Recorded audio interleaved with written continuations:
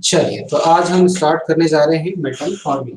ठीक है, तो मेटल फॉर्मिंग में सबसे पहले मेटल फॉर्मिंग को समझने से पहले first we understand what is forming. तो फॉर्मिंग का मतलब क्या होता है ये समझते हैं। तो फॉर्मिंग का मतलब ये होता है कि आपके पास यदि कोई शीट या मेटेलिक रॉड या मे बी कोई प्लेट है, उसको आप कोई डिजायर्ड साइज या शेप में क्या करना चाहते हैं, कन्वर्ट करना चाहते हैं बाय दी प्लास्टिक डिफॉर्मेशन। अब प्लास्टिक डिफॉर्मेशन का मतलब हम समझ सकते हैं by the stress strain diagram, कि भाई जो भी आपका डायग्राम, तो आप क्या बोलते थे पहले, प्रोपोर्शनल लिमिट है, फिर आपका इलास्टिक लिमिट है, देन अपर लिमिट, देन इस इलास्टिक लिमिट के बाद या इस अपर लिमिट के बाद आप क्या बोलते हैं कि इसका जो डिफॉर्मेशन है वो डिफॉर्मेशन कैसा है, प्लास्टिक डिफॉर्मेशन। ठीक है, मतलब हम किसके बाद बात कर रहे हैं, इस अपर एंड पॉइंट के बाद की बात कर रहे हैं। ठीक है, मतलब ये जो डिफॉर्मेशन है, that deformation is going to be exist in the material or in the metal. ठीक है, तो जो भी मेटल है उसमें हम क्या कर रहे हैं, प्लास्टिक डिफॉर्मेशन कर रहे हैं, जिसकी वजह से वो डिजायर्ड साइज या शेप में कन्वर्ट हो रहा है। तो उसी को हम क्या बोलते हैं, फॉर्मिंग। ठीक है, the stresses induced during the process are greater than the yield strength but less than the fracture strength of the material. मतलब ऑब्वियस है कि आप जो भी मटेरियल की बात कर रहा हूँ, तो मैंने क्या बोला कि इस यील्ड स्ट्रेंथ से मेरा जो स्ट्रेसेस है वो क्या होना चाहिए, ज्यादा, लेकिन इस फ्रैक्चर स्ट्रेंथ से क्या होना चाहिए, कम होना चाहिए। ठीक है, तो ये कुछ बेसिक्स था जो कि हमने मेटल फॉर्मिंग का डेफिनेशन पढ़ा। अब यहाँ पर इसी में नेक्स्ट चीज हम समझे, यदि there is some terms used in recrystallization. ठीक है, मतलब रिक्रिस्टलाइजेशन में या सॉरी मेटल फॉर्मिंग में जो हम कुछ टर्म्स का यूज करेंगे, तो वो टर्म्स कौन कौन सी होगी जो कि आगे आपको हेल्प करेगी। The first term is recrystallisation temperature. अब ये रिक्रिस्टलाइजेशन टेम्परेचर क्या होता है, इसको समझने से पहले हम ये समझे कि हमने जब आयरन कार्बन डायग्राम की बात की थी, तो उस आयरन कार्बन डायग्राम में जो भी हमारा सबसे पहला ट्रांसफॉर्मेशन होता है रूम टेम्परेचर से, तो हम क्या बोलते हैं कि 723 डिग्री सेल्सियस पर ये फर्स्ट ट्रांसफॉर्म होता है, देन 768 डिग्री सेल्सियस पर तो ये आपका A1 लाइन होता है, देन A2 लाइन होता है। तो ये जो ट्रांसफॉर्मेशन हो रहा है, तो इसको हम इसके नीचे क्या होता है कि दैट इज अल्फा या अल्फा प्लस Fe3C। इसके बाद ये इस क्रिस्टल स्ट्रक्चर से, मतलब इसका जो भी फॉर्मेशन है वो अल्फा से किसमें, गामा में, मतलब ऑस्टेट में चेंज हो जाता है। ठीक है, तो अल्टीमेटली एक जो भी उसका फॉर्मेशन था या जो एक तरह के जो भी उसमें फेराइड्स मिल रहे थे वो किसमें चेंज हो रहे हैं, गामा या ऑस्टेनाइड्स में चेंज हो रहे हैं। कहाँ पर चेंज हो रहे हैं, लगभग हम बोलते हैं कि 723 डिग्री सेल्सियस पर। और हम आयरन का मेल्टिंग टेम्परेचर लगभग जानते हैं कि कितना होता है, 1539 डिग्री सेल्सियस। तो सबसे पहला जो ट्रांसफॉर्मेशन मिला हमको किस केस में, आयरन के केस में। मैं आयरन का एक एग्जांपल ले रहा हूँ, it is applicable for each and every material. ठीक है, मतलब 1539 डिग्री सेल्सियस यदि उसका मेल्टिंग टेम्परेचर है, तो उसका लगभग 1/3 to 1/2 melting temperature of any of the material, वो उसका क्या कहलाता है, रिक्रिस्टलाइजेशन टेम्परेचर कहलाता है।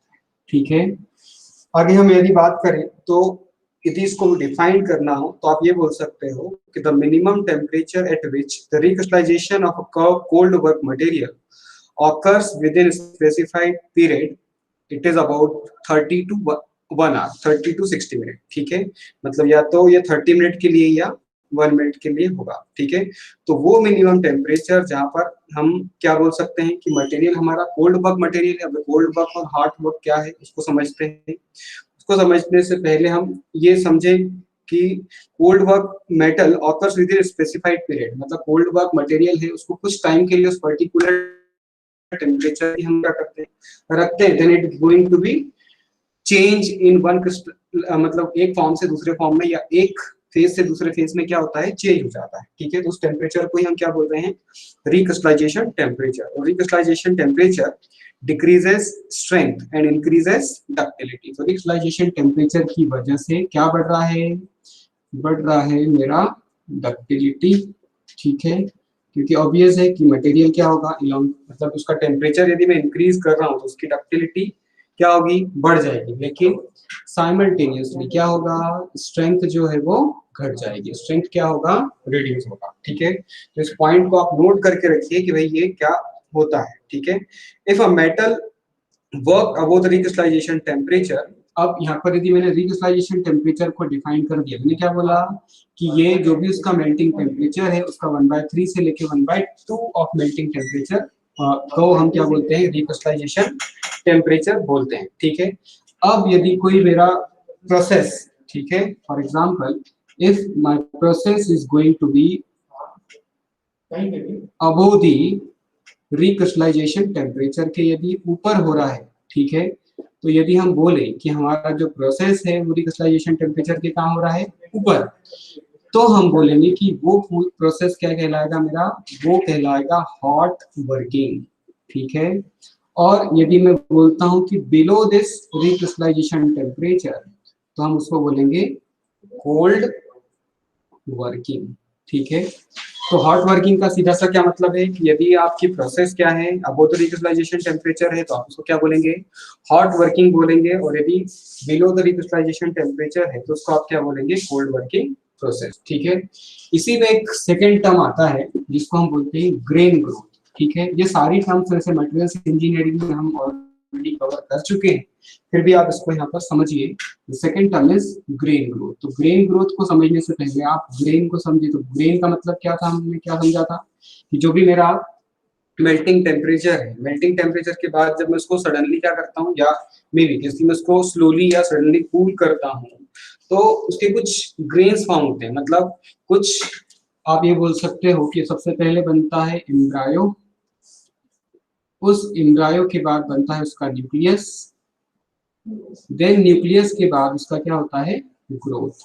ठीक है, तो ये जब न्यूक्लियस फॉर्म होता है तो ऐसे बहुत सारे न्यूक्लियस मिलकर एक क्या बना लेते हैं, ग्रेन फॉर्म करते हैं। ठीक है, तो grain growth follows complete crystallization of the material at elevated temperature. अब वो पर्टिकुलर टेम्परेचर पर वो ग्रेन ग्रोथ होता है। ठीक है, चलिए अब हम उसको समझने से पहले अब बात करते हैं कोल्ड वर्किंग की और हॉट वर्किंग की। ठीक है, और कोल्ड वर्किंग और हॉट वर्किंग समझने के बाद आज हम कवर करेंगे रोलिंग। ठीक है, और रोलिंग के कुछ न्यूमेरिकल्स भी लेंगे।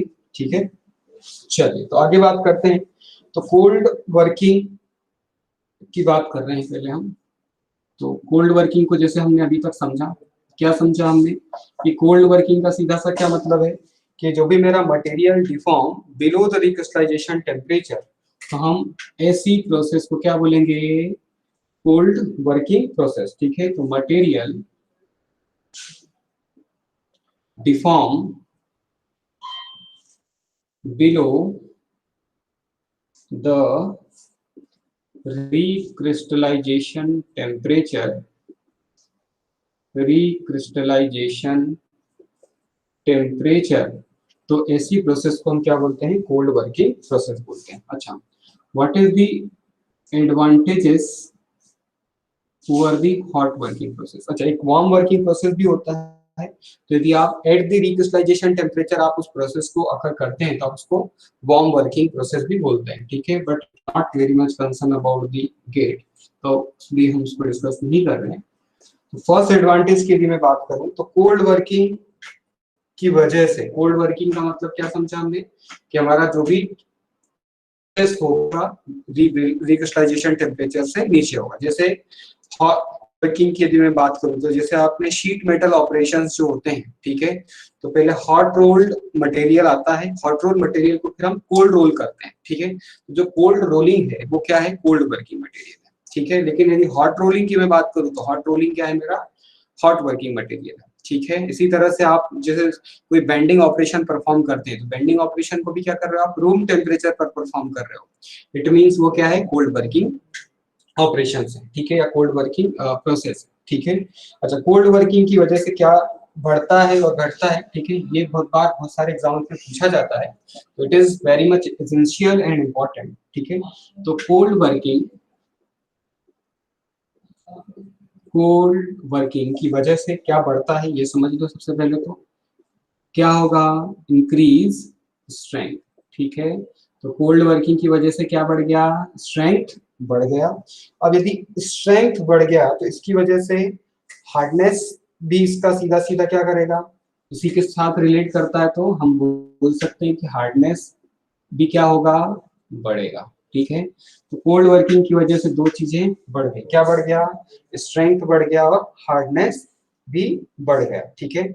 लेकिन डक्टिलिटी क्या हो जाएगा, रिड्यूस हो जाएगा, ठीक है। अब इसमें क्योंकि कोल्ड वर्किंग कर रहे हैं हम, तो इसमें कोई कार्बोराइजेशन या डीकार्बोराइजेशन वाली प्रॉब्लम नहीं होगी। तो no possibility of decarburization on the surface of decarburization on the surface, ठीक है, कार्बोराइजेशन नहीं होगा।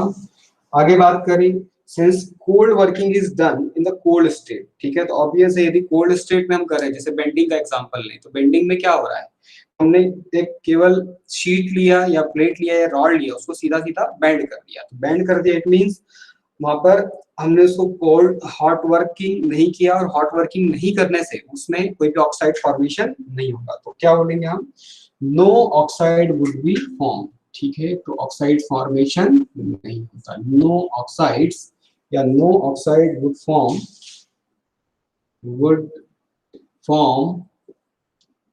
on the surface and consequently, अच्छा यदि ऑक्साइड फॉर्म नहीं हुआ तो क्या होगा, तो उसकी वजह से उसका जो सरफेस है, ठीक है, वो अपने को ज्यादा अच्छा मिलेगा। तो consequently good surface finish is obtain, ठीक है, उसकी वजह से अच्छा सरफेस फिनिश मिलेगा, ठीक है। बेटर, अच्छा सरफेस फिनिश अच्छा है, इट मींस क्या, हमको डायमेंशनल एक्यूरेसी भी हमारी ज्यादा होगी। तो better dimensional accuracy is achieved, ठीक है। बेटर डायमेंशनल एक्यूरेसी उसमें अच्छी होगी। And grain flow during deformation can causes desirable directional property in the product, ठीक है। मतलब हमको जो भी डिजायरेबल डायरेक्शनल प्रॉपर्टीज चाहिए वो हमको मिलेगी, ठीक है। तो grain flow during deformation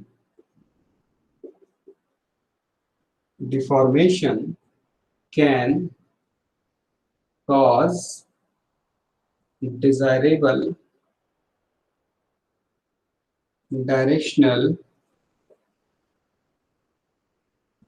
properties in the product, ठीक है। आप चाहें तो मेरे साथ साथ नोट्स आपके खुद से बनाएं, ठीक है, ताकि आपको समझ आए कि हाँ हम क्या पढ़ने वाले हैं। और मैं एक चीज डेफिनेटली श्योर हूँ कि ये जो मैं फॉर्मिंग इतना बता रहा हूँ, इससे बाहर आपका क्वेश्चन नहीं जाने वाला है, ठीक है, मटेरियल साइंस में और मैकेनिकल इंजीनियरिंग में, ठीक है। तो इसलिए आप इसको थोड़ा सा पैशंस से ध्यान से समझिएगा। Nothing is more than this, ठीक है, मतलब इससे कोई ज्यादा एग्जाम में इससे क्वेश्चन बनता ही नहीं है, ठीक है। और हाँ, इससे क्वेश्चन बहुत इजी आता है, कभी कभी 1 मार्क का और कभी 2 मार्क्स के भी क्वेश्चन यहाँ से बनते हैं, ठीक है। Now we comes to hot working. इससे पहले हमने कोल्ड वर्किंग डिस्कस किया, अब हम डिस्कस करने जा रहे हैं हॉट वर्किंग। तो हॉट वर्किंग का ऑब्वियस है कि process carried out above the recrystallization temperature with और विदाउट एक्चुअल हीटिंग, ठीक है। मतलब या तो हम एक्चुअली हीटिंग करते हैं या हीटिंग नहीं भी करते हैं, ठीक है। जैसे कि हमने एक रोल स्लैब ले लिया, ठीक है, उस स्लैब को ही डायरेक्टली हम क्या कर रहे हैं, रोलिंग कर रहे हैं या उसकी शीट की थिकनेस कम कर रहे हैं रोल का, स्लैब का, ठीक है। तो उस केस में आप बोल सकते हो कि विदाउट हीटिंग भी हम इसको परफॉर्म कर सकते हैं, ठीक है। तो आप सबसे पहले आप इसका डेफिनेशन समझें। तो हॉट रोलिंग का मतलब क्या समझा हमने, कि process is carried out above the recrystallization temperature इससे ज्यादा होता है above the recrystallization temperature with or without heating. ठीक है, तो इसको आप ध्यान रखिएगा क्योंकि मे बी यहाँ पर आपको कंफ्यूजन हो जाए। ठीक है, तो विद आर विदाउट हीटिंग मतलब बिना हीटिंग के भी हम हॉट वर्किंग प्रोसेस को परफॉर्म कर सकते हैं। ठीक है, now we comes to the advantages. तो ये एडवांटेजेस कई बार आईएएस के एग्जाम में तो सीधा सीधे पूछ लेता है, गेट के एग्जाम में भी एक दो बार आए हुए हैं। ठीक है, तो अब इसको समझ के पढ़िएगा। ठीक है, तो आगे बात करते हैं। तो no strain hardening takes place. ठीक है, इसमें कोई भी स्ट्रेन हार्डनिंग नहीं होता क्योंकि हमने क्या किया, उसको गर्म किया और गर्म करने के बाद उसको स्क्विच कर रहे हैं। ठीक है, या उसको जो भी फॉर्म देना है उस फॉर्म में कन्वर्ट कर रहे हैं, तो इसकी वजह से इसमें कोई भी स्ट्रेन हार्डनिंग नहीं होता। तो सबसे पहली चीज एडवांटेज क्या लिखा हमने, no strain hardening takes place. ठीक है, कोई भी स्ट्रेन हार्डनिंग नहीं होता। दूसरी चीज डक्टाइल होगा क्योंकि हम क्या कर रहे हैं यहाँ पर हॉट वर्क, मतलब हमने एक मेटल लिया, गर्म किया और उसको फिर एक फॉर्म दिया और उसको फिर स्क्विच कर रहे हैं, जो भी हम फॉर्म में कन्वर्ट करना चाहते हैं वो बना रहे हैं उसको। ठीक है, तो इसमें ductile and brittle material can be hot work. ठीक है, तो डक्टाइल मटेरियल को भी और ब्रिटल मटेरियल को भी, दोनों को ही हम क्या कर सकते हैं, हॉट वर्क कर सकते हैं। लेकिन यदि मैं कोल्ड वर्क की बात करूं तो उसमें ब्रिटल मटेरियल को आपको कोल्ड वर्क करना थोड़ा सा क्या हो जाएगा, डिफिकल्ट हो जाएगा। ठीक है, तो cold ductile as well as brittle material, ductile and brittle material can be hot work. ठीक है, तो उसको हॉट वर्क किया जा सकता है। And hot working required much less force to achieve necessary deformation. ठीक है, इसमें जो फोर्स की रिक्वायरमेंट होगी as compare to cold working process वो क्या होगा, कम होगा। क्यों कम होगा, क्योंकि आप जो भी प्रोसेस कर रहे हो वो प्रोसेस कैसे हो रहा है, वो प्रोसेस एक टेम्परेचर पर, एक एलिवेटेड टेम्परेचर पर हो रहा है। तो यहाँ पर जो फोर्स की रिक्वायरमेंट होगी, क्योंकि जैसे हम किसी गर्म चीज को स्क्विच करना चाहें तो वो इजीली हो सकता है, लेकिन यदि कोल्ड है, ठीक है, तो उसको स्क्विच करना हमारे थोड़ा सा क्या है, डिफिकल्ट हो जाएगा। ठीक है, तो आप ये लिख सकते हैं कि hot working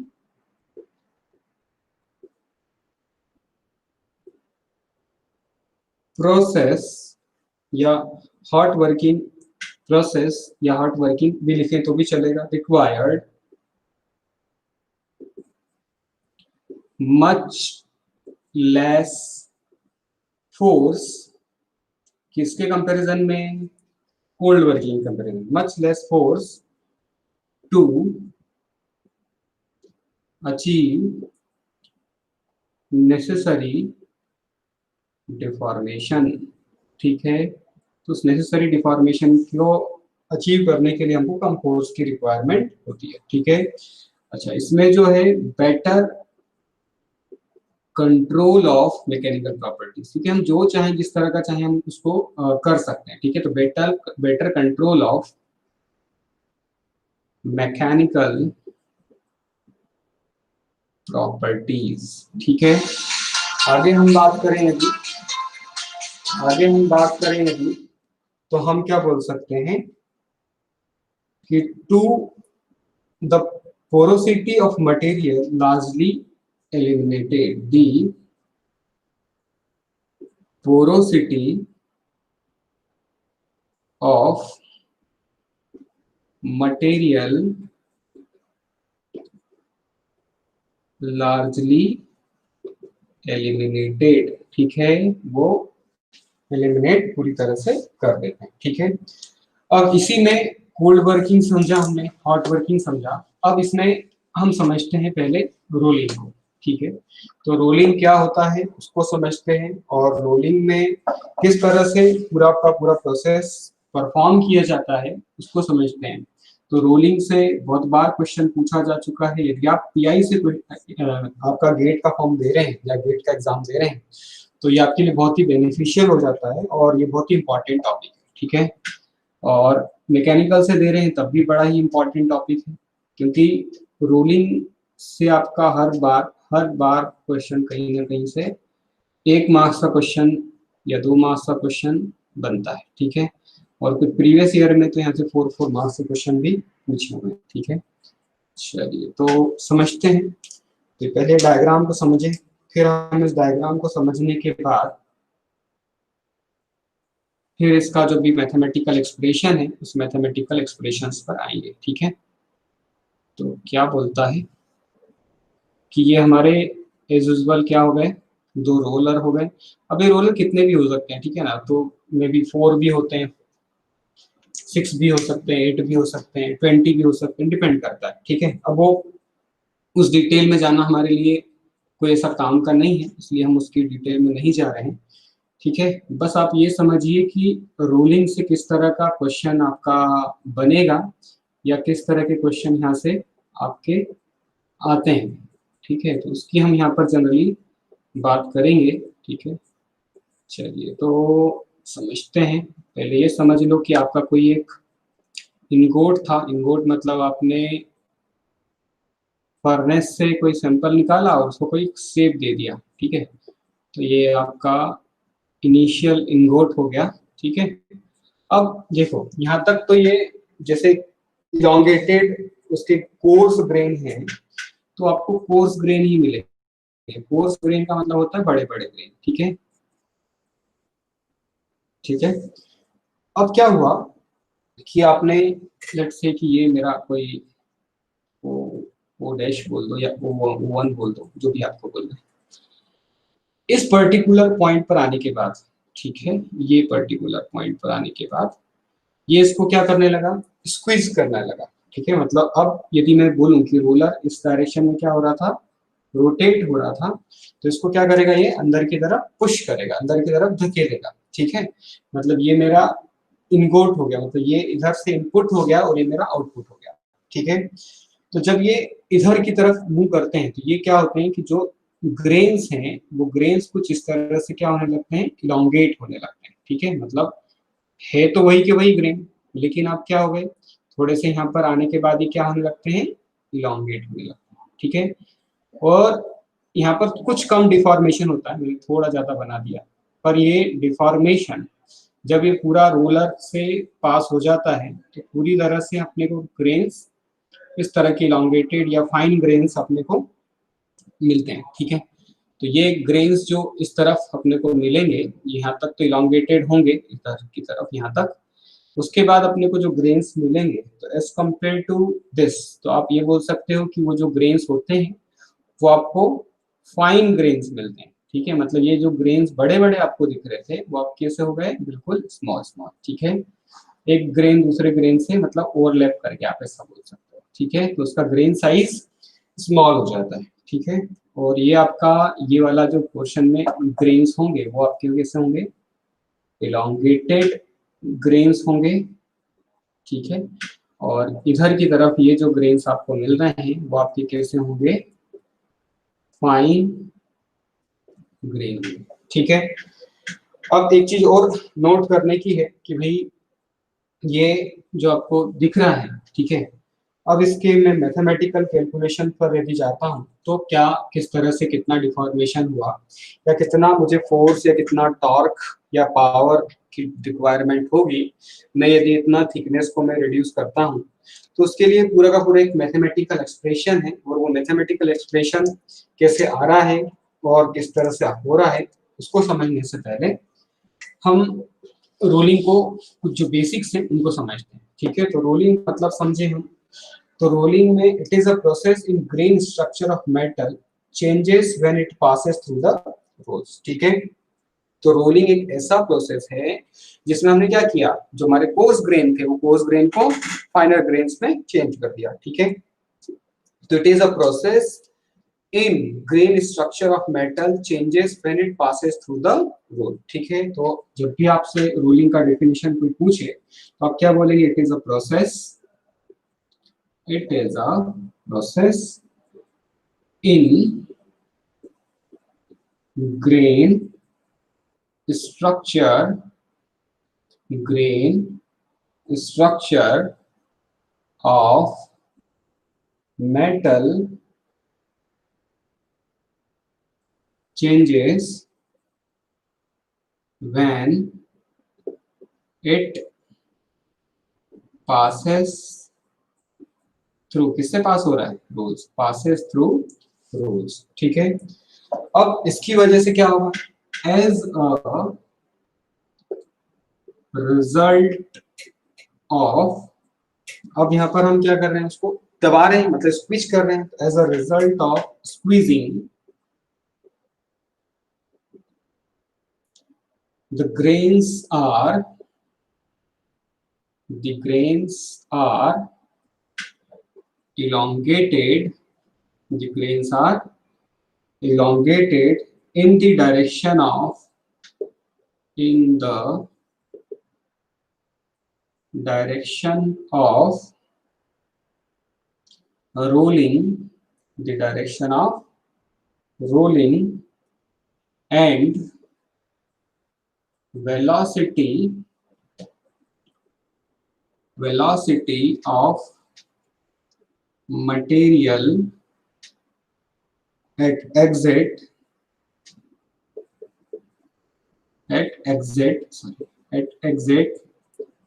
is higher than the entry, ठीक है। मतलब एंट्री से ज्यादा होगी किस पे? एग्जिट पे वेलोसिटी। अब वो कैसे होगी ये समझते हैं।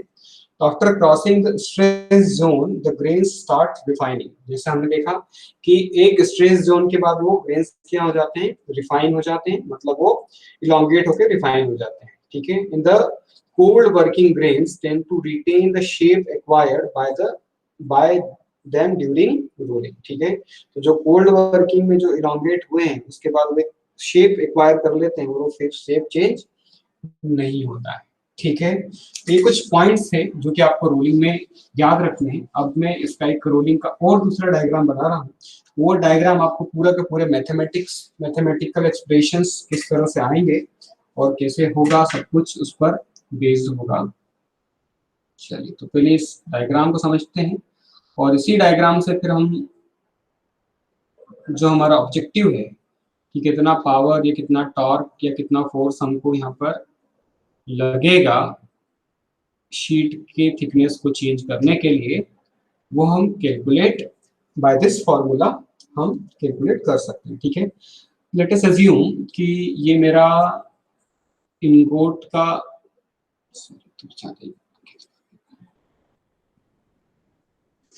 थिकनेस इनिशियली, मैं एज्यूम कर लेता हूं कि मेरा थिकनेस इनिशियली कितना है?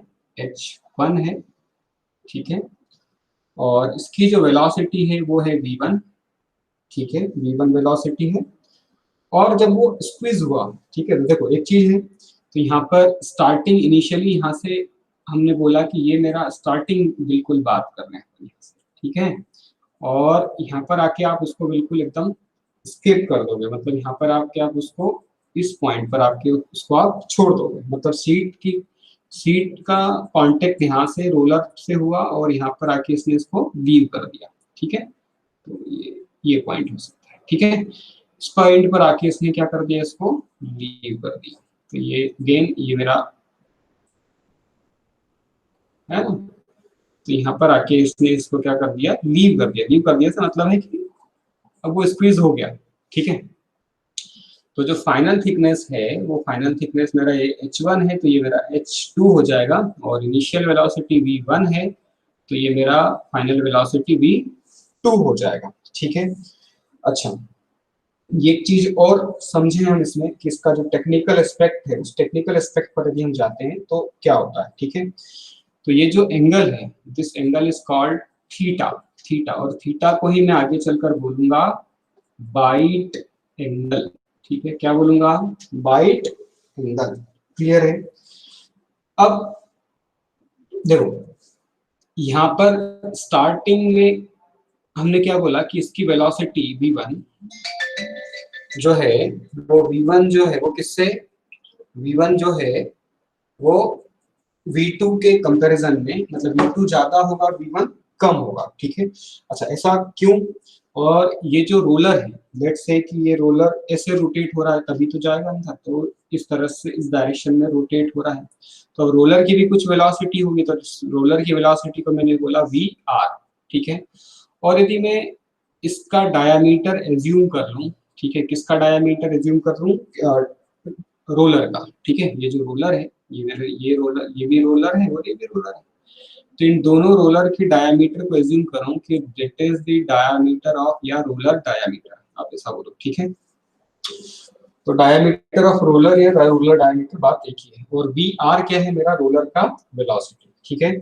अब देखो यहाँ पर क्या हो रहा है कि ये यहाँ पर तो आगे की तरफ यहाँ आया, और उसके बाद ये क्या होने लग गया, लैग करने लग गया। मतलब इसकी वेलोसिटी एक पॉइंट होगा जहां पर क्या, एक प्लेन होगा ऐसा बोलना चाहिए, इस प्लेन तक, ठीक है। ये प्लेन ये सेम ही बनेगा, तो इस प्लेन तक, तो इसकी वेलोसिटी क्या होगी, ये वाला प्लेन, ठीक है। मे बी इक्वल नहीं होते हैं, ठीक है, जरूरी नहीं है कि वो इक्वल ही हो हमेशा। तो इस केस में हम बोलेंगे कि ये इधर की तरफ क्या करेगा, इसको पुश करेगा, ठीक है। क्लियर है, मतलब ये आगे की तरफ इसको दबाएगा, मतलब ये ऐसे बढ़ेगा, ठीक है। रोलर भी ऐसे ही बढ़ रहा है, लेकिन इस वाले पूरे जोन को, ये वाला जोन, ठीक है, ये वाला हाफ जोन इधर वाला, ये वाला जोन, ठीक है, इस वाले जोन को हम बोलते हैं लैगिंग जोन, ठीक है। वो लैग करता है, ठीक है, लैगिंग जोन। क्यों लैग करता है, क्योंकि वहां पर उसका थिकनेस क्या हो रहा है, रिड्यूस हो रहा है, ठीक है। और उसकी वेलोसिटी, इसकी वेलोसिटी एक दूसरे से इक्वल नहीं है, क्योंकि ये अभी कम वेलोसिटी है, लेकिन इसकी वेलोसिटी हम बोल सकते हैं कि इससे ज्यादा है, ठीक है। तो मे बी इसकी वेलोसिटी इससे ज्यादा है और इससे कम है, मतलब ये ज्यादा है और ये कम है, तो इसको एक दूसरे के इक्वल आने में कुछ टाइम तो लगेगा, ठीक है। तो जिसकी वजह से क्या होगा, कुछ स्लिप आएगा, ठीक है। तो इस बैकवर्ड स्लिप में या लेगिंग जोन में एक बैकवर्ड स्लिप आ जाता है, मतलब कुछ वेलोसिटी क्या होगी, कम होगी, तो उसको हम बोलते हैं माइनस ऑफ। तो आपको यदि निकालने के लिए आए कि minus of v1 minus V R, अब किसके रिस्पेक्ट में हम बात कर रहे हैं, रोलर के रिस्पेक्ट में, तो वी आर इंटू 100, तो इसको हम क्या बोलते हैं, बैकवर्ड स्लिप। और ये जो जोन है, ये वाला जोन या ये वाला जोन, जो भी आप बोलना चाहते हैं, इस जोन को हम बोलते हैं लीडिंग जोन, क्योंकि अब वेलोसिटी क्या हो रही है, बढ़ रही है, ठीक है। तो ये हमारा कहलाता है लीडिंग जोन।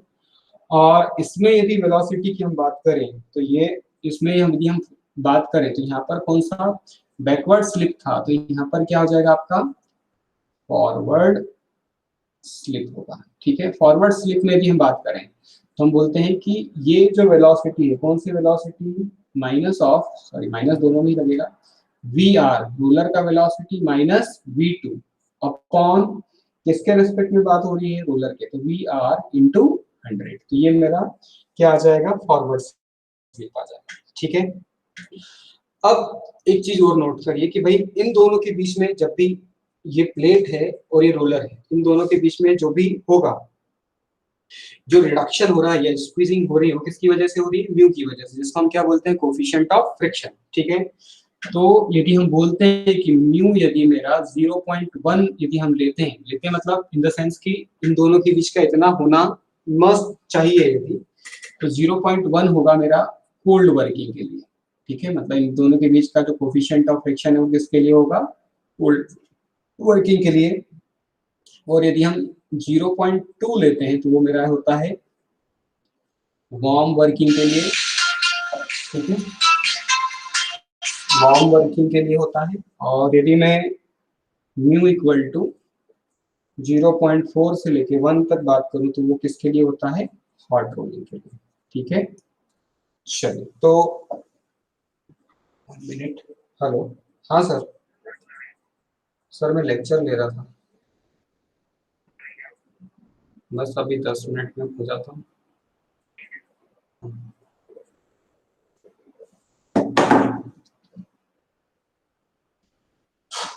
ठीक है, चलिए तो ये था। अच्छा एक चीज और समझिए कि ये मेरा, हाँ, इस प्लेन को हम बोलते हैं न्यूट्रल प्लेन, ठीक है, जहां पर आपकी कौन सी सारी वेलोसिटी, मतलब ये v1 जो है vr के इक्वल होगी, और ये जो v2 है वो vr के इक्वल होगी, ठीक है। मतलब v1 v2 के अल्टीमेटली हम बोल सकते हैं किसके इक्वल, एक दूसरे के इक्वल होगी। इस प्लेन को हम बोलते हैं न्यूट्रल प्लेन बोलते हैं, ठीक है। तो लेट अब ये इसका जो एक्सप्रेशन है वो समझ लें, let h1 equal to initial thickness बोल दो या इनिशियल हाइट भी बोल सकते हो, पर थिकनेस बोलना चाहिए क्योंकि आपको हमेशा क्वेश्चन में वो थिकनेस ही बोलेगा, ठीक है। तो initial thickness of plate H2 equal to final thickness of the plate, final thickness of the plate। इसी तरह से हम बोले V1 क्या हो जाएगा मेरा, इनिशियल वेलोसिटी हो जाएगा, और V2 क्या हो जाएगा मेरा, फाइनल वेलोसिटी हो जाएगा, ठीक है। और VR क्या हो जाएगा आपका, रोलर वेलोसिटी, जो कि है पाई dn अपॉन 60, ठीक है। ये यदि आपको, और d जो है वो आप हमेशा में भी कंसिडर करें कि आप हमेशा उसको मीटर में ही लेंगे, ठीक है, मोस्ट ऑफ द टाइम, ठीक है। यदि क्वेश्चन में आपसे उसी के रिस्पेक्ट में बात करेगा वैसे तो, पर यदि क्वेश्चन में यदि mm में बात हो रही है तो आप उसको mm में लें, अदरवाइज हमेशा d जो है वो आप उसको हमेशा किसमें लेंगे, मीटर में लेंगे, ठीक है। अच्छा, कुछ फॉर्मूले हैं जो इसी से आएंगे, ठीक है। अब यहाँ पर समझते हैं, तो कुछ क्या क्या फॉर्मूले हैं, उन फॉर्मूलों को डिस्कस करें हम। तो ड्राफ्ट की बात करते हैं, ठीक है। तो ड्राफ्ट क्या है मेरा, ये समझते हैं। तो ड्राफ्ट मतलब डेल्टा H, जिसको हमने बोला था H1 माइनस H2, ठीक है। तो ड्राफ्ट या बोलो, या आप ऐसा बोल सकते हो कि रिडक्शन इन वन फ्लो, या एक पास में कितना रिडक्शन होगा, तो रिडक्शन इन वन पास, ये जिसको आप ड्राफ्ट भी बोल सकते हो, ठीक है। तो ये क्या हो गया, डेल्टा H इक्वल्स टू, तो H1 में से H2 का मतलब final initial thickness minus final thickness, तो ये आपका क्या आ जाएगा, ड्राफ्ट आ जाएगा। इसी तरह से होता है आपका लेंथ ऑफ कांटेक्ट, जो कि आता है equals to square root of R into delta H, ठीक है। तो देखो R क्या हो जाएगा आपका, R हो जाएगा आपका रेडियस ऑफ दिस रोलर, ठीक है, ये वाली रेडियस हो जाएगा, ठीक है। अच्छा, ये L जो आया है वो कैसे आया है, ठीक है, उसको समझने से पहले आप ये समझो कि ये जो एंगल था, ये एंगल पूरा कितना था, ये एंगल था आपका थीटा, ठीक है। तो चल में ये जो लेंथ है, ठीक है, इस लेंथ की हम बात कर रहे हैं कि ये मेरा लेंथ ऑफ कांटेक्ट, ये वाले की बात कर रहे हैं, ठीक है। तो ये मेरा निकला है इससे R से, और ये जो रिडक्शन है, ये रिडक्शन कितना है, ये रिडक्शन है आपका अल्टीमेटली यदि देखा जाए तो इन दोनों का हाफ, ठीक है ना, मतलब डेल्टा H इधर, डेल्टा H इधर, ठीक है। तो डेल्टा H का हाफ है, ठीक है ना, तो उससे ही अल्टीमेटली ये निकल कर आता है, ठीक है। तो ये आ जाएगा आपका डेल्टा H अपॉन 2, और इधर भी ये आ जाएगा आपका डेल्टा H अपॉन 2। तो इस ज्योमेट्री की हेल्प से हम इसको कैलकुलेट करते हैं कि ये जो डेल्टा H बाई 2 है, ठीक है, और ये जो आपका क्या है, लेंथ है, तो ये क्या बोल सकते हो आप, इसको क्या बोल सकते हो, L equals to theta equals to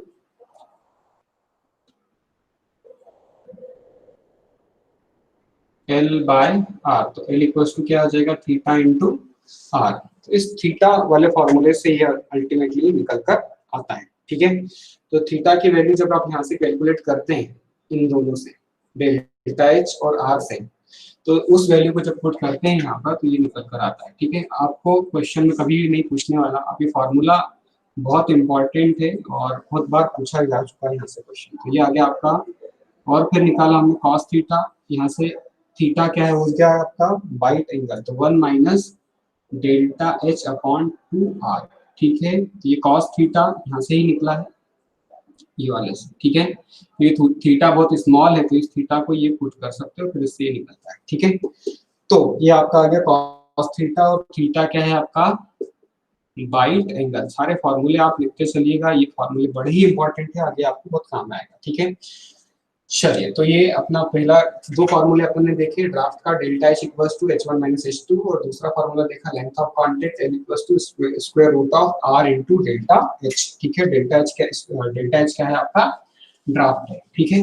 अब मैं इसको अभी कर देता हूँ, आगे हम बात करते हैं फॉर सेल्फ एंट्री का मतलब क्या हो गया कि वो अपने आप ही रोल में एक बार मैंने पुश कर दिया, मतलब बाइट जो आपका बिलेट था वो एक बार रोलर में चले गया तो वो कंटिन्यूसली आगे की तरफ बढ़ते चले जाएगा, ठीक है। तो ऐसा कब पॉसिबल होगा? तो फॉर से भी एक बार क्वेश्चन पूछा जा चुका, आई थिंक किसी टेस्ट सीरीज में आया था या फिर वेट के क्वेश्चन में, ठीक है, तो आप इसको समझिएगा।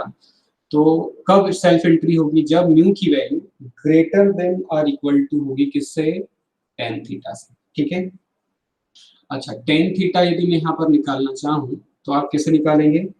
आप निकालेंगे that is square root of delta H upon R, ठीक है। तो ये फॉर्मूला बड़ी फ्रिक्वेंटली यूज होगा यदि आपको केवल कोफिशिएंट ऑफ फ्रिक्शन पूछा है तो mu equal to square root of delta H upon R कर देंगे। और यदि आपको यहाँ से बाइट एंगल निकालना है तो theta equal to tan inverse of this, ठीक है। तो यहाँ से आपका क्या निकल जाएगा? यहाँ से आपका थीटा भी निकल जाएगा, बाइट एंगल भी निकल जाएगा और म्यू भी निकल जाएगा, ठीक है। तो एक चीज ये आपको क्लियर हो गई। अब इसी फॉर्मूले से आप चाहें तो आप इसको ऐसा लिख सकते हैं। तो यदि आपको कोफिशिएंट ऑफ फ्रिक्शन पूछा तो म्यू इक्वल टू क्या हो जाएगा? Square root of delta H upon R, ठीक है। ये जो है ये आपका मैक्सिमम कि भाई एक पास में कितना रिडक्शन हो सकता है वो आप यहाँ से भी आप कैलकुलेट कर सकते हैं, ठीक है। यदि आपको क्वेश्चन में म्यू और आर दिया है तो स्क्वायर रूट हटाएंगे तो क्या हो जाएगा? म्यू स्क्वायर हो जाएगा और ये आर उठ के इधर आएगा तो ये आ जाएगा। तो डेल्टा एच आप यहाँ से भी निकाल सकते हैं। तो डेल्टा एच इक्वल टू क्या हो जाएगा? Mu square into R. और ये जो डेल्टा एच है इसको ही हम क्या बोलते हैं? Maximum reduction in one pass. इसी तरह से यहाँ पर कुछ और फॉर्मूले बनते हैं जिसको हम बोलते हैं ट्रू स्ट्रेन। तो ये ट्रू स्ट्रेन का फॉर्मूला आपने सोम में भी देखा, उसी फॉर्मूले को मैं यहाँ लिख रहा हूँ। पर लेंथ ऑफ या से natural log of h1 initial length by final length h1 by h2। इसी तरह से सिग्मा f इक्वल टू k times of epsilon n upon 1 plus n, ठीक है। और n जो है वो आपका स्ट्रेन एक्सपोनेंट हो जाएगा। और यदि आपको यहाँ से रोलिंग फोर्स निकालना हो, ठीक है, तो आई थिंक प्रीवियस ईयर में 2017 या 18 में ये क्वेश्चन पूछा है। तो यहाँ से रोलिंग फोर्स निकालने के लिए आप क्या करेंगे? तो देखो यहाँ से आपका फ्लो स्ट्रेस या तो गिवन होगा, यदि गिवन नहीं है तो ये जो ट्रू स्ट्रेन निकाला है और जो n है वो क्या है आपका? n आपका एक्सपोनेंट हो जाता है जिसको हम स्ट्रेन एक्सपोनेंट बोलते हैं, ठीक है। यदि आपको क्वेश्चन में स्ट्रेन एक्सपोनेंट गिवन है तभी आप इस फॉर्मूले को अप्लाई करेंगे, अदरवाइज आप सीधा के आपको जो स्ट्रेस देके रखेगा उसकी वैल्यू पुट करेंगे, एप्सिलॉन यहाँ से निकल जाएगा, एन यहाँ से निकल जाएगा, तब आपका फ्लो स्ट्रेस आएगा। तो इसको आप बोलते हैं सिग्मा एफ को आप फ्लो स्ट्रेस, ठीक है। तो सिग्मा एफ निकल गया तो यहाँ से आपका सिग्मा एफ से फिर आप रोलिंग फोर्स निकाल सकते हैं। तो फोर्स इक्वल टू क्या होता है आपको पता ही है। तो कौन सा फोर्स? जो रोलर एक दूसरे के ऊपर लगा रहे हैं। एफ ऑफ रोलर, ये क्वेश्चन पूछा हुआ है, सिग्मा एफ कौन सा है? ये वाला। यदि आपको फ्लो स्ट्रेस क्वेश्चन में डायरेक्टली दिया है तो फिर आपको ये कैलकुलेशन करने की जरूरत नहीं है। इनटू लेंथ, लेंथ कहाँ से निकला अपना? यही से, n equal to square root of r into delta h से निकल गया, इनटू विड्थ, ठीक है। तो चूंकि विड्थ कांस्टेंट ही देता है हमेशा, तो हो सकता है कि आपको कभी दे और कभी ना दे। तो ये आपका W जो है वो इट रेफर्स फॉर विड्थ, ठीक है। कई बार यहाँ से ओमेगा के लिए प्रॉब्लम आता है जब हम पावर निकालने की बात करते हैं, ठीक है। तो पावर की बेस में हम उसको देखते हैं। तो ये आपका W है, ठीक है, नॉट ओमेगा, ठीक है। तो ये W क्या हो गया? आपका विड्थ हो गया। अब मैं यदि यहाँ से एक चीज और है आगे, अब मैं यदि यहाँ से टॉर्क निकालना चाहता हूँ तो भैया आपको पता ही है कि टॉर्क इक्वल टू क्या? Force into radius. तो पर यहाँ पर हम बात करें यदि, तो इस केस में आप टॉर्क जो निकालेंगे, this torque is F roller. अभी एफ रोलर निकाला आपने, उसका वैल्यू उठा के यहाँ पे इनटू L बाय 2, ठीक है। अब L बाय 2 जो है वो किस लिए यूज किया? क्योंकि हम दो रोलर यूज कर रहे हैं इसलिए L बाय 2 हो गया है वो, ठीक है। तो F of roller into L क्या था? Square root of R into delta H, ये वाले L का ये, ठीक है। तो ये आ जाएगा। और यदि हम इसी से क्या निकालना चाहें? पावर, तो पावर इक्वल टू क्या हो जाएगा? T इंटू ओमेगा, ठीक है। तो एफ ऑफ रोलर, तो आप चाहें तो ऐसे डायरेक्टली फार्मूला लिख सकते हैं, टॉर्क का formula into L by 2 into ये जो है वो ओमेगा है, नॉट डब्ल्यू, ठीक है। तो ये आपका ओमेगा है, ठीक है। तो आप या तो ओमेगा पाई डी एन अपॉन 60 इससे भी निकाल सकते हैं, या फिर यदि आपको क्वेश्चन में नहीं गिवन है, वेलोसिटी गिवन है किसका, रोलर का, तो V R upon capital R, ठीक है। Omega equals to V upon R होता है ना, तो ये किसका, रोलर का, तो इससे भी आप कैलकुलेट कर सकते हैं। अच्छा, एक कुछ चीजें यहाँ पे नोट करने की, by increasing the coefficient of friction the neutral plane shift towards the left, ठीक है। मतलब जैसे जैसे आप कोफिशिएंट ऑफ फ्रिक्शन बढ़ाएंगे तो न्यूट्रल प्लेन किसकी तरफ, लेफ्ट की तरफ बढ़ेगा। लेफ्ट मतलब आपका जो आउटवर्ड मतलब फ्लो v2 जो था उसकी तरफ बढ़ेगा। by maintaining the same parameter thickness of the plate increases, यदि प्लेट का बढ़ा दें तो external pressure has to be applied at the entry and this shifts the neutral plane toward the right। इसकी वजह से क्या होगा, जो न्यूट्रल प्लेन है किसकी तरफ, राइट की तरफ शिफ्ट हो जाएगा, ठीक है। तो मे बी आपके एमएसक्यू यदि इस यहाँ से बन सकते हैं, there will be a situation at which neutral plane coincide with the vertical axis. मान लो वर्टिकल एक्सिस कौन सा, जो एक रोलर दूसरे रोलर से मिल रहा था, तो उस केस में क्या होगा, वो मूव ही नहीं करेगा, coincide with the vertical axis, so there will not be any deformation, कोई डिफॉर्मेशन नहीं होगा, ठीक है, in the material and still and roller will slip over the material, केवल वो स्लिप हो जाएगा, उससे कोई इसका थिकनेस रिडक्शन नहीं होगा। This called rolling limit and bite angle of the rolling limit बोल सकते हैं, या rolling limit of the is called angle of nip, ठीक है। इसी को आप एंगल ऑफ निप भी बोल सकते हैं, ठीक है। तो ये जो पॉइंट्स मैं बोल रहा हूँ, इन पॉइंट्स को भी आप नोट डाउन कर लीजिएगा, ठीक है। आगे हम बात करते हैं कि ये क्वेश्चन पूछा जा चुका है कि rule of force can be reduce by what parameters we are going to be change, कौन से पैरामीटर्स को चेंज करने पर हमारा रोलर फोर्स जो है वो चेंज होगा। तो यदि आप रोलर फोर्स का डायग्राम देखें तो उससे आपको समझ में आएगा। तो उसमें आपका क्या था, फोर्स क्या, F इक्वल्स टू क्या था, रोलर फोर्स का फॉर्मूला क्या था आपका, रोलर फोर्स का फॉर्मूला था आपका sigma F into L into W. L जो है वो आर और डेल्टा एच पे भी डिपेंड करता है। तो रिड्यूसिंग फ्रिक्शन, तो रिड्यूस करने पर ऑब्वियस है कि रोलर फोर्स क्या हो जाएगा, रिड्यूस हो जाएगा। अब आर इसके डायरेक्टली प्रोपोर्शनल है, तो इसका मतलब क्या हो गया कि आप जितना कम रखें आर उतना ज्यादा उसका रोलिंग फोर्स भी लगेगा। मतलब by using small diameter rollers to reduce the contact area, जितने कम डायमीटर का रोलर हम यूज करेंगे उतना हमको कम फोर्स लगेगा, ठीक है। By taking small reduction in per pass, मतलब मान लो कि आपको एक पास में 3 mm या 2 mm रिड्यूस करना है, तो उसकी वजह की बजाय आप क्या करें, और कम एक बार में रिडक्शन करें, मतलब 0.5 रिड्यूस करें या 0.25 रिड्यूस करें सिंगल पास में, तो उसकी वजह से फोर्स क्या लगेगा, आपको कम लगेगा। By reducing the elevated temperature to lower the strength of the material, ठीक है। मतलब एक एलिवेटेड टेम्परेचर पर आप उसको कर सकते हैं, जिसकी वजह से क्या होगा, आपका जो फोर्स है वो फोर्स क्या होगा, कम लगेगा, ठीक है। कुछ यहाँ पर रोलिंग के डिफेक्ट्स आते हैं जो कि एग्जाम में पूछे जाते हैं, केवल उन्हीं की मैं बात कर रहा हूँ। वैसे तो बहुत सारे डिफेक्ट्स होते हैं, पर मैं केवल उन्हीं पॉइंट ऑफ व्यू से बात कर रहा हूँ जिससे गेट पे आपका क्वेश्चन सॉल्व हो जाए, ठीक है। तो नेक्स्ट हेडिंग डालिए इसी में आप, रोलिंग डिफेक्ट्स, ठीक है। तो मैं केवल उसकी कॉजेस की बात करूंगा, क्यों होते हैं, ठीक है। तो सबसे पहला डिफेक्ट होता है वेवी एजेस, ठीक है। तो जो आपकी एजेस है वो इस तरह का पैटर्न यदि बनाती है, मतलब वेव्स के फॉर्म में आ जाए इस तरह का, ठीक है। तो ये डिफेक्ट को हम बोलते हैं, ये किसमें होता है, रोलिंग्स में। तो ये किसकी वजह से होता है, it is defect, it is by due to rolling deflection की वजह से होता है। किसकी वजह से होता है, रोलिंग डिफ्लेक्शन की वजह से। दूसरी चीज, दूसरा डिफेक्ट जो है वो है एज क्रैक्स, ठीक है। तो एज क्रैक्स क्यों आते हैं, तो एज क्रैक्स बाय बैरलिंग, ठीक है, इसकी वजह से आते हैं बैरलिंग के कारण, ठीक है। तो third thing is zipper cracks, zipper